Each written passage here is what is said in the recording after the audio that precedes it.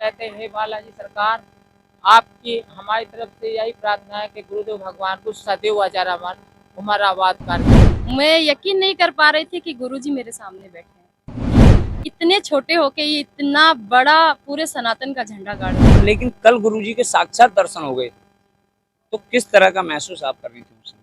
जी, उस टाइम मैं सच्ची बताऊं तो मुझे तो इतने आंसू आ रहे थे। नहीं, चाहे मिलूं ना मिलूं, लेकिन मैं गुरु इनको ही बनाऊं। जय श्री राम, जय बागेश्वर धाम। आज हम बागेश्वर धाम के परिक्रमा मार्ग पर उपस्थित हैं। हमारे साथ कुछ ऐसे ऐसे लोग भक्त हैं जो बहुत दूर से आए हैं गुरु जी की गुरु दीक्षा लेने के लिए। आइए पूछते हैं कि गुरु दीक्षा के लिए क्या क्या करना पड़ता है और कैसे मिलती है। सबसे पहले बात करते हैं, क्या नाम है बहन जी आपका? मेरा नाम रूपा है और मैं रायपुर छत्तीसगढ़ से आई हूँ। तो आपने गुरु जी की आप दीक्षा लियो कल, जी, दीक्षा ली। तो उसका नियम क्या है और किस तरह से तुमने दीक्षा ली और ये क्यों सोचा कि मुझे इन्हीं गुरु से दीक्षा लेनी है? नियम कुछ नहीं है, मांस मदिरा और लहसुन प्याज छोड़ना है और जो भगवान का नाम जप करना है वही होता है। और मेरे मन में अंदर ऐसा लगा कि अगर मुझे लाइफ में गुरु बनाना है तो इनको ही बनाना है। बहुत सारे लोगों ने ऐसा भी बोला था कि हम ऐसे इंसान को गुरु बनाना चाहिए जिससे हम मिल पाए, बात कर पाए। लेकिन मेरे मन में ऐसी आस जगी या प्रेरणा ऐसी लगी कि नहीं, चाहे मिलूं ना मिलूं, लेकिन मैं गुरु इनको ही बनाऊं। और उन्होंने मुझे स्वीकार भी कर लिया, उन्होंने मुझे गुरु दीक्षा भी दी है। और कल हम गुरु शिष्य मिलन में उन्होंने बहुत अच्छे से आशीर्वाद दिया और अच्छे से सर पे हाथ भी रखा और कहा जाओ मौज करो, आपको आज्ञा है, सब कुछ कर सकते हो आप। अच्छा, कुछ आपकी जिंदगी में ऐसा अनुभव है कि आप बागेश्वर धाम जुड़ने से पहले क्या फील करती थी और बागेश्वर धाम जुड़ने के बाद क्या फील? जी भैया, ऐसा है ना कि बागेश्वर धाम से जुड़ने से पहले है ना, पहले हम वहाँ थे और बीच में इधर आ गए। इधर आए तो बागेश्वर बालाजी से जुड़े और अब वापस अपने जीवन का स्तर बढ़ गया है हमारा। और चिंता भय जो था ना वो बिल्कुल ही दूर हो गया है।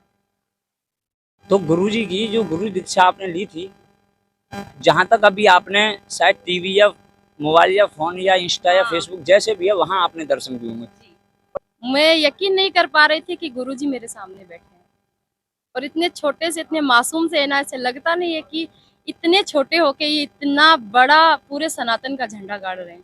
ये बहुत बड़ी बात है।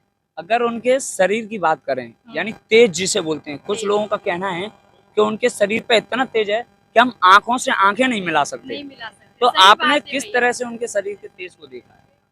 ये सही बात है, हम जब भी उनसे आंखें मिलाने का सोचते हैं तो पहले ही आंसू आ रहे हैं, आंखें सजल हो रही है हमारी।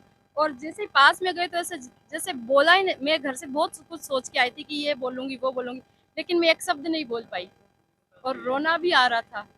ऐसा क्या हो जाता है, हम जो सोच के आते हैं लेकिन उनके जाते जाते बस समझ लो कि भूल ही जाते हैं? पता नहीं भैया क्या हो जाता है, लेकिन बोल नहीं पाते हैं, ये बात है। और बाकी अब यहाँ धाम पर आते जाते रहोगे आप?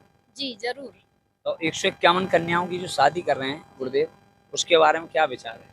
151 कन्या की शादी के लिए मेरा बहुत ही, उनके बारे में बहुत ही अच्छा विचार है। क्योंकि मैंने इतने बड़े बड़े मंदिर देखे हैं जो ट्रस्ट से जुड़े, सरकार उनसे पैसे ले रही है, लेकिन यहाँ पे जो हो रहा है ना, वो किसी मंदिर ने, किसी मठ ने अभी तक नहीं किया है इतना बड़ा काम।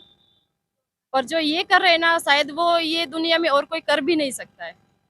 पहले कोई एक छोटी सी उम्र में इतने बड़े महान संत निकले। जी, इस उम्र में इतने बड़े संत निकलना पहली बार देखा है हमने हमारे जीवन में। तो आइए और लोगों से बात करते हैं। कहाँ से आए हो दादा? सर महुआ बांध से आए हैं। जोर से बोलो, थोड़ा प्रसाद नहीं खाया बाबा का? जी नहीं अभी, लेकिन महुआ बांध से आए हैं, जिला महोबा है। और हम यहीं अपने गुरुदेव के चरणों में समर्पित हैं।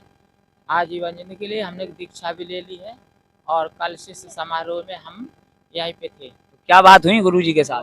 गुरुदेव ने अपनी सबके लिए अच्छा आशीर्वाद दिया और जो भी आपके मन में अनुकंपाएं हैं वो हम सोच के जाते हैं, पर उनके सामने हमको कुछ कहना इसलिए नहीं आता है कि सब कुछ पूरा हो जाता है। और गुरुदेव सबको अच्छे से आशीर्वाद देते हैं, तो उसमें कोई टेंशन नहीं रहता है, ना कोई चिंता रहती है, ना कुछ रहता है। ये रहता है कि जब गुरु भगवान है तो परमात्मा भगवान है, सबका पूरा हो।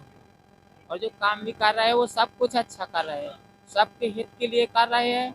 जो गरीब कन्याओं या बेटियों का, बहन बेटियों को शादी कर रहे हैं, तो गुरुदेव अपने बहुत परिश्रम से, लगन से और सारी दुनिया का बोझ सर पे रखे हुए हैं।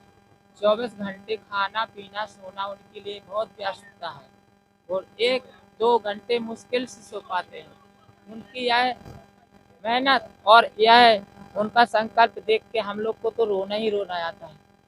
कोई इतना करेगा ही नहीं जितना कर रहे हैं। और हम कहते हैं हे बालाजी सरकार, आपकी हमारी तरफ से यही प्रार्थना है कि गुरुदेव भगवान को सदैव हजार उम्र आबाद कर दें, ताकि विश्व कल्याण के लिए सार्वजनिक सबकी सेवा में वो अपना तन मेहनत सब कुछ कर रहे हैं। तो देख रहे हैं आप किस तरह से लोगों की उनके प्रति भावनाएं। अगर किसी ने उनकी उम्र को लेकर के तादार किया है तो किसी ने उनकी शक्ति को देख करके। तो मैं अभी भी कहूँगा, मैं कल भी कहता था, मैं आगे भी कहूँगा, ऐसे संत के लिए जो लोग उंगली उठाते हैं तो प्लीज़ आप सनातन धर्म के लिए मत उठाइएगा।